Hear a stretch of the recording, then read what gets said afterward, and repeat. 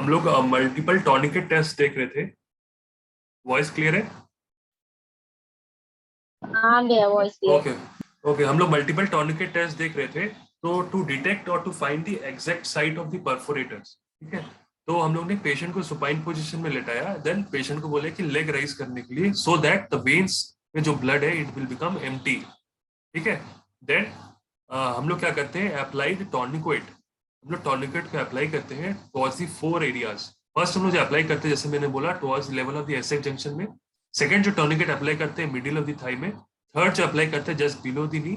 And fourth जो होता है, just lower to the 1/3 of the leg, just above the ankle. तो ये 4 जगह हम लोग टॉर्निकेट बांधते हैं, ठीक है, टू डिटेक्ट कौन से परफोरेटर्स का इनकॉम्पिटेंस है जिसकी वजह से वेरिकोज वेन हो रहा है। तो पेशेंट सबसे पहले क्या करते हैं, patient is asked to stand. हम लोग टॉर्निकेट बांध करके पेशेंट को क्या बोलते हैं कि स्टैंड अप होने के लिए। Then we look the appearance of the vein, ठीक है। If in between first and second the vein become tortuous, then we will conclude that it is due to incompetence of the thigh perforators. So हम patient को बोले, ये 4 टॉर्निकेट हम लोग ने बांधा, उसके बाद हम लोग पेशेंट को स्टैंड अप पोजिशन में किए। अगर जो फर्स्ट जो मैंने दिया था सेफेनस फिनल जंक्शन में, एंड सेकंड जो था हमारा middle aspect of the thigh, ठीक है। तो हम जब पेशेंट को स्टैंड अप पोजीशन में बोलेंगे, अगर मेरा 1 और 2 यानी first tourniquet and second tourniquet, अगर ये दोनों के बीच में मेरे को कोई अगर टॉर्चुअस वेन मिला, फिर हम लोग ये कंक्लूड करेंगे, ठीक है, हम लोग ये कंक्लूड करेंगे it is due to middle of the thigh का इनकॉम्पिटेंस जो परफोरेटर है, जो वेन टॉर्चर्स हो रहा है, it is because the incompetence of the thigh perforators, because of the incompetence of the thigh perforators, उसकी वजह से वेनस जो है वो टॉर्चर्स हो रहा है और वेरिकोज वेन हो रहा है। अगर सेकंड और थर्ड मतलब सेकंड हो रहा है हमारा थाई के लिए middle aspect of the thigh जो हम लोग ने दिया, middle of aspect of the thigh में हम लोग ने दिया था, एंड थर्ड हो रहा है जस्ट बिलो द नी। अगर इन दोनों के बीच में अगर वेन टॉर्चर्स हुआ, मतलब ये दोनों के बीच में, number second and number third जो है हमारा नी के लिए है, एंड सेकंड जो है हमारा थाई में है परफोरेटर्स। अगर ये दोनों के बीच में, अगर ये दोनों के बीच में अगर मेरा टॉर्चुअस मिला vein, then we conclude that it is because of the knee का परफोरेटर्स की वजह से, इनकॉम्पिटेंस की वजह से ये वेन टॉर्चुअस मिला।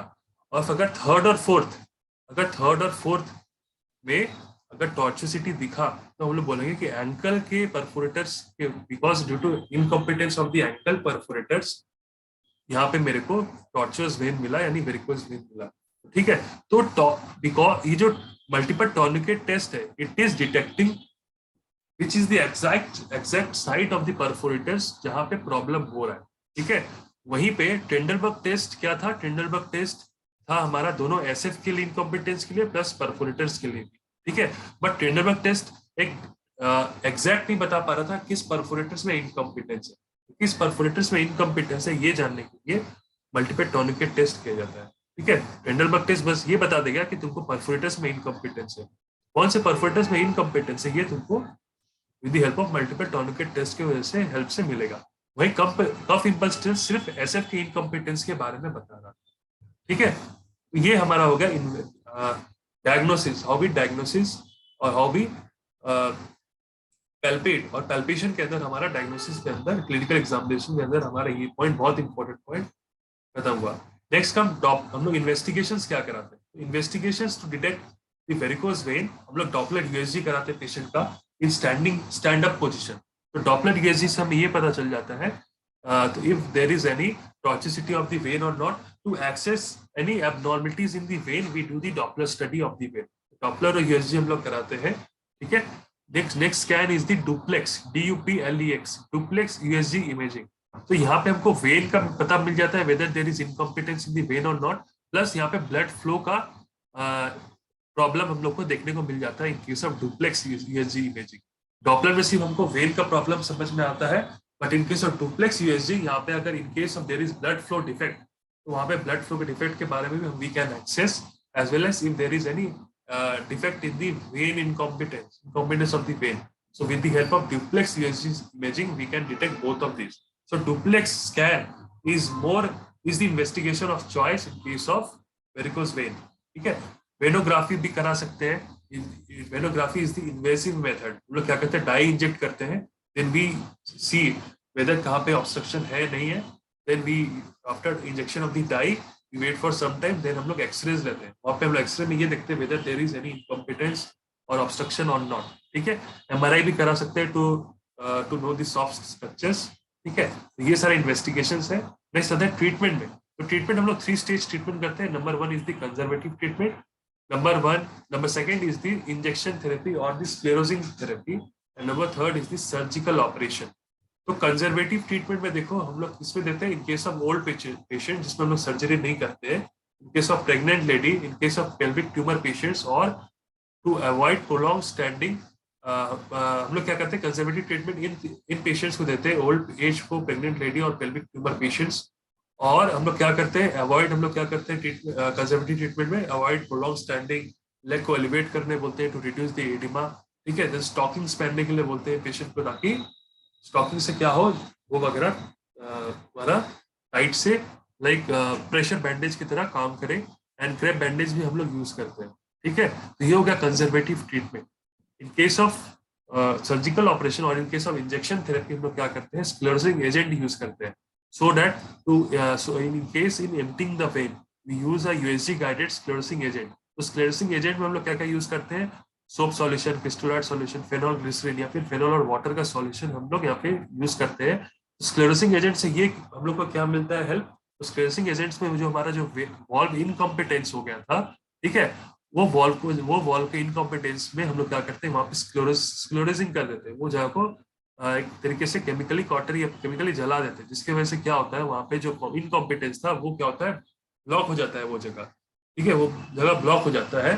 ठीक है, और क्या करते हैं, वहां का जो ब्लड फ्लो होता है, नहीं एक्चुअली स्क्लेरोसिंग एजेंट में क्या करते हैं ना, अब वहां का जहां का मेरा जो वेन है, मतलब जहां का वेन मेरा ऑब्स्ट्रक्ट हो गया था, सॉरी, जहां का वेन मेरा ऑब्स्ट्रक्ट हो गया था, वो जगह को हम लोग स्क्लेरोसिंग एजेंट के हेल्प से वो जगह को ऑब्स्ट्रक्ट को निकालते हैं, एंड यहाँ पे जो वेन हमारा जो ऑब्स्ट्रक्ट हो गया था, जो वेन फ्लो नहीं हो रहा था, उसको एम्प्टी कर देते हैं। ठीक है, तो स्क्लेरोसिंग एजेंट ये काम करता है, हम लोग बेसिकली यूएसजी गाइडेड वहां पे करते हैं। ठीक है, नेक्स्ट आता है एंडोवेनस लेजर ऑपरेशन। जैसे हम लोग एंडोवेनस लेजर एब्लेशन, लेजर देकर के हम लोग ट्रीटमेंट कर सकते हैं, रेडियो फ्रीक्वेंसी एब्लेशन भी दे सकते हैं। सर्जिकल ट्रीटमेंट हम लोग क्या करते हैं, जो हमारा इनकॉम्पिटेंट वॉल्व था उसको हम लोग क्या करते हैं, लाइगेट कर देते हैं, ताकि हमारा जो वॉल्व है इट बिकम, जो फंक्शनलेस था इट विल बिकम फंक्शन, उसका जो फंक्शनलेस था वो फंक्शन करना ठीक ठाक से करने लग जाए। नेक्स्ट हम लोग टेंडलबर्ग ऑपरेशन करते हैं। ऑपरेशन का नाम है, जस्ट नाम याद रखो कि टेंडलबर्ग ऑपरेशन नाम से बोला जाता है। Next is the SEPS. SEPS means subfascial endoscopic perforator surgery, SCPS, subfascial endoscopic perforator surgery. जो परफोरेटर से इनकॉम्पिटेंट हो गया था उसको हम लोग सर्जरी करके परफोरेटर्स को ठीक करते हैं। अब कॉम्प्लिकेशंस क्या क्या हो सकता है, कॉम्प्लिकेशंस आने से पहले ये ध्यान रखना है, in case of if we are doing a surgery, then हमको ये ध्यान रखना है, हम लोग सर्जरी डीबीटी पेशेंट में हम लोग अवॉइड करते हैं। ठीक है, डीबीटी यानी डीप वेन थ्रोम्बोसिस पेशेंट में हम लोग वेरिकोस वेन का सर्जरी हम लोग अवॉइड करते हैं। ठीक है, क्यों करते हैं, क्योंकि डीप वेन थ्रोम्बोसिस में क्या होता है, जो डीप वेन होता है उसमें, इन case of deep vein thrombosis वाला पेशेंट में जो डीप वेन होता है उसमें थ्रोम्बोसिस हो जाता है। तो जो सुपरफिशियल वेन से जो ब्लड आते हैं टुवर्ड्स द डीप वेन, वो जब पंप करता है, जब मसल्स कॉन्ट्रैक्ट करता है, वो ब्लड अब हमारा हार्ट पे नहीं जाएगा। तो डीवीटी में क्यों नहीं करते, डीवीटी में इसलिए नहीं करते क्योंकि यहाँ पे डीवीटी मतलब डीप वेन जो होता है वहां का पेशेंट का काम नहीं करता है। तो फिजियोलॉजिकली क्या होता है, जब डीप वेन काम नहीं करता है, फिजियोलॉजिकली यहाँ पे डीवीटी पेशेंट में सुपरफिशियल वेन काम करने लग जाता है। तो सुपरफिशियल वेन क्या करता है, यही सुपरफिशियल ब्लड वेन में जो ब्लड रह जाता है वो हार्ट में कॉन्ट्रैक्ट करके हार्ट में पहुंचाता है। तो डीवीटी पेशेंट में नॉर्मली जो नॉर्मल पर्सन होते हैं उसमें डीप वेन में कॉन्टैक्ट होकर के ब्लड हार्ट में जाता है, but in case of DVT patients ये नॉर्मली फिजियोलॉजिकली क्या डेवलप हो जाता है उन पेशेंट्स में कि डीप वेन जब काम नहीं करता है तब सुपरफिशियल वेन, उन पेशेंट्स में सुपरफिशियल वेन काम करने लग जाता है। सुपरफिशियल वेन्स काम करने से ये होता है कि जो सुपरफिशियल वेन में जो ब्लड रह गया है वो कॉन्ट्रैक्ट करके ब्लड में हार्ट में पहुंचाता है। ठीक है, तो इसलिए डीवीटी पेशेंट में सर्जरी नहीं करते हैं, क्योंकि अगर कहीं अगर डीवीटी में तो ऑब्स्ट्रक्ट है ही है, बट इन केस अगर सुपरफिशियल वेन में सर्जरी करते दौरान कुछ प्रॉब्लम आ जाता है, देन पेशेंट कहीं थ्रोम्बोएम्बोलिज्म होकर के कहीं पेशेंट का कॉम्प्लिकेशंस और ज्यादा अराइज ना करे, इसलिए हम पेशेंट डीवीटी पेशेंट में हम लोग अवॉइड करते हैं सर्जरी। बिकॉज वो लोग का सुपरफिशियल वेन होता है वो एक्टिवली काम करने लग जाता है, but in case of normal patient, normal person, उनमें डीप वेन काम करता है। ठीक है, तो कॉम्प्लिकेशन हम लोग आते हैं। कॉम्प्लिकेशन में जैसे थ्रोम्बोफ्लेबाइटिस, डर्माटाइटिस, ठीक है, जैसे मैंने बोला कि डर्माटाइटिस स्किन का अल्सर कराता है, डीवीटी करा, डीप वेन थ्रोम्बोसिस या फिर थ्रोम्बस फॉर्मेशन करा सकता है, वेनस अल्सर्स देख सकते हैं sir. What dermatitis is late presentation हम लोग ने देखा था इन case of C4, mainly C4 जब हम लोग को मिल रहा था, यहाँ पे हम लोग को डर्माटाइटिस या स्किन का इन्फेक्शन अप्रिशिएट हम लोग कर रहे थे। देखो यहाँ पे C4 में, देखो C4 यहाँ पे C4 में स्किन चेंजेस हम लोग को देखने को मिला था। तो dermatitis is a late presentation, ये ध्यान रखना है। ठीक है, देन कैल्सिफिकेशन भी बाद में, अब अगर अल्सर हील हो गया देन कैल्सिफिकेशन भी देखने को मिल सकता है। ठीक है, तो आई होप ये क्लियर है तुम लोगों को ये वाला वेरिकोज वेन। ठीक है, वेरिकोज वेन यहीं पे खत्म होता है टॉपिक। ठीक है, अब हम लोग आते हैं डीप वेन थ्रोम्बोसिस में। ये एक स्मॉल टॉपिक है, 5 मिनट्स का टॉपिक है, ये भी कवर कर लेते हैं। तो देखो डीवीटी, डीप वेन थ्रोम्बोसिस, इसको हम लोग ऑल्सो हम लोग बोलते हैं इसको फ्लेबाइटिस या थ्रोम्बोफ्लेबाइटिस। अगर नाम से है तो घबराना नहीं है, इसको हम लोग फ्लेबोथ्रोम्बाइटिस भी बोलते हैं या फ्लेबोथ्रोम्बोसिस या थ्रोम्बोफ्लेबाइटिस भी बोलते हैं डीवीटी को। ठीक है, तो डीवीटी या सुपरफिशियल थ्रोम्बोफ्लेबाइटिस और डीप वेन फ्लेबोथ्रोम्बोसिस और is a blood clot disorder, blood clot that develops in a vein close to the surface of the skin. तो ये क्या होता है, बेसिकली वेन में क्लॉट डेवलप हो जाता है। ठीक है, blood clot in one of the deep vein of the leg of the body, usually in the leg. तो DVT is also one of the secondary cause of varicose vein, ये ध्यान रखना है। डीवीटी में क्या होता है, डीप वेन में क्या होता है, ब्लड क्लॉट हो जाता है। ठीक है, तो इटियोलॉजी हम लोग याद करते हैं कि इटियोलॉजी कैसे हम लोग याद किया, थ्रोम्बोसिस टर्म से याद किया। T for trauma, injury to the blood vessels अगर हो जाता है वेसल वॉल में, देन डीवीटी होने का चांसेस होता है, वहां पे ब्लड क्लॉट होने का चांसेस रहता है। ऑल्सो ऐसा देखा गया जिन लोग में हार्ट का पेशेंट होते हैं उन लोग में डीवीटी ज्यादातर देखा गया है। ठीक है, then hormones, because some of the hormones it precipitate the coagulation, therefore यहाँ पे डीवीटी देखने को मिला है। रोड ट्रैफिक एक्सीडेंट में देखने को मिला है DVT. Operation, some of the major operation में डीवीटी हो सकता है, मैलिग्नेंसी में हो सकता है। In polycythaemia vera, blood disorders जिसमें हेमोग्लोबिन लेवल्स अराउंड 20 के ऊपर चला जाता है, तो उनमें डीवीटी देखने को मिला है। सम ऑर्थोपेडिक सर्जरी और ओबेसिटी और ओल्ड एज पेशेंट में डीवीटी देखने को मिलता है। ठीक है, serious disorders like MI, stroke patients, ठीक है, जिसमें डीवीटी देखने को मिलता है। इमोबिलाइज पेशेंट, जो लोग पेशेंट मूव नहीं कर पाते, एक ही जगह रहते हैं, ठीक है, ड्यू टू सम ऑपरेशन या पोस्ट ऑपरेटिव में, जिन लोग का पोस्ट ऑपरेटिव, जैसे तुम लोग ज्यादातर देखे होंगे कि पोस्ट ऑपरेटिव में ज्यादा डीवीटी होने का चांसेस ज्यादा देखने को मिलता है, इसलिए पोस्ट ऑपरेटिव जो होता है लिम्ब या फिर बॉडी का मूवमेंट करने के लिए बोलते हैं। ठीक है, स्प्लीनेक्टोमी में भी ऐसा देखा गया है कि डीवीटी होने का चांसेस देखा गया है। तो थ्रोम्बोसिस कोड से याद रखेंगे। ठीक है, क्लिनिकल फीचर्स में हम लोग क्या पढ़ते हैं, देखो maximum incidence occurs after the second day और 5th to 6th day of the post operative period. कोई भी ऑपरेशन हुआ पोस्ट ऑपरेटिव, नॉर्मली देखा गया है, नॉर्मली इंसिडेंस मैक्सिमम देखा गया after the second day, but normally after the 5th और the 6th day of the post operative period में डीवीटी देखा गया है। तो फर्स्ट कंप्लेंट क्या करता है patient will complain oedema, there will be dilated veins, pain in the leg होगा, या लीकिंग पेन होता है, mainly superficial flaps of the skin, mainly उसमें इन्फ्लामेशन हो जाता है, अल्सर्स डेवलपमेंट हो सकता है, लो ग्रेड फीवर भी होता है पेशेंट्स को, इसमें पल्स रेट पेशेंट का बहुत हाई मिलता है। लेग होता है, क्या होता है, लेग टेंडर होता है, वार्म होता है, टेंस होता है, पेल होता है, ब्लूइश कलर होता है, there will be a stretch and shiny skin होता है in case of DVT patients. Sign क्या क्या मिलता है, ये 3 इंपॉर्टेंट साइन है जो याद रखना है in case of DVT patient में, कि हम लोग पहचानेंगे कैसे, क्या क्या एग्जामिन करेंगे, जैसे हमको पता चलेगा कि डीवीटी का पेशेंट है या नहीं, तो उसमें हम लोग क्या करते हैं, एक होमेन साइन है। तो होमेन साइन पॉजिटिव कब मिलता है, जब हम लोग क्या करेंगे, पेशेंट को क्या बोलेंगे, जब अपना फुट को एक्सटेंड करने बोलेंगे, जब अपना फीट है उसको एक्सटेंड करने बोलेंगे, या अपना लेग को या अपना नी को, उसका नी है पेशेंट का, नी को एक्सटेंड करने बोलेंगे, और उसके जो फुट है, और उसका जो फुट है, ये मान लो जो उसका फुट है, ये जो फुट है उसको डॉर्सी फ्लेक्स करने बोलेंगे। डॉर्सी मतलब फुट को हम लोग, यहाँ पे देखो, ये जो फुट है उसको हम लोग क्या बोलेंगे, डॉर्सी फ्लेक्स करने के लिए, जो फुट है उसको डॉर्सी फ्लेक्स करने के लिए बोलेंगे, मोड़ने के लिए बोलेंगे। ठीक है, तो when we are dorsiflex, passive forceful dorsiflexion of the foot with knee is extended, ये जो नी है ये एक्सटेंड है और फुट को डॉर्सी फ्लेक्स करने बोलते हैं, then there will be a tenderness in the calf muscle. तो काफ मसल में जो होता है वहां पे टेंडर मिलता है, तो हम लोग ये बोलेंगे कि this is the Homans sign positive, और यहाँ पे डीवीटी होने का चांसेस ज्यादा है। मोजेस साइन कब बोलेंगे, जब हम लोग ये जो काफ मसल है यहाँ पे हम लोग जेंटल स्क्वीज करेंगे, ठीक है, और इसको हम लोग थोड़ा सा पैल्पेट करेंगे, स्क्वीज करेंगे जेंटल काफ मसल को, then patient will complain,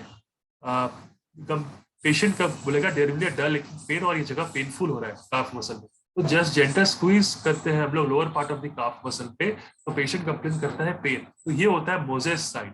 number third is the Neuhof sign, Neuhof sign NEUHOF apostrophe S, Neuhof sign. तो नी हॉफ साइन में हम लोग क्या कर रहे हैं, बेसिकली जो काफ मसल है उसको हम लोग पैल्पेट करते हैं, ठीक है, और वहां पे क्या हो जाता है, जो काफ मसल होता है इट विल बिकम टेंडरनेस और थिकेंड, तब हम लोग बोलते हैं Neuhof sign is positive and it is positive in case of DVT. तो डीवीटी में हम लोग ने 3 साइन देखा, Homans sign, Moses sign and Neuhof sign. Homans sign में हम लोग ने क्या किया, when we are extending the knee and dorsiflexing the foot, patient will complain the pain in the calf muscle or there is a tenderness in the calf, then we say there is a Homan sign is positive. Number second is the Moses sign.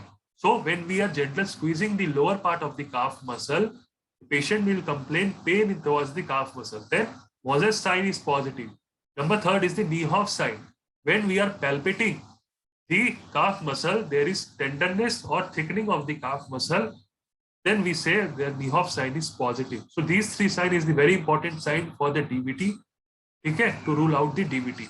So what are the other differential diagnosis? अगर ऐसा होता है तो ruptured Baker's cyst बोल सकते हैं, calf muscle hematoma भी हो सकता है इस कंडीशन में, cellulitis भी हो सकता है, superficial thrombophlebitis भी हो सकता है, ठीक है, ये हमारा है डीप थ्रोम्बोफ्लेबाइटिस, ठीक है, सुपरफिशियल भी हो सकता है। तो ये डिफरेंशियल डायग्नोसिस इस चारों से हम लोग कर सकते हैं, ठीक है। इन्वेस्टिगेशन हम लोग क्या कर सकते हैं, वही duplex scan, venous doppler study and contrast venography हम लोग करा सकते हैं, ठीक है। ट्रीटमेंट में क्या बोलते हैं, पेशेंट को बेड रेस्ट बोलते हैं, लिम्ब का एलिवेशन करने के लिए बोलते हैं, क्रेप बैंडेजिंग यूज करने के बोलते हैं, इंटायर लेग में स्टॉकिंग यूज करने के लिए बोलते हैं। देखो यहाँ पे जो treatment, main line of treatment is the use of anticoagulant, since यहाँ पे मेरा क्लॉट डेवलपमेंट हो रहा है, में क्लॉट डेवलपमेंट हो रहा है due to some etiological factors, जिसकी वजह से हम लोग को लो मॉलिक्यूलर वेट हेपारिन और वारफेरिन यूज करना है, ठीक है।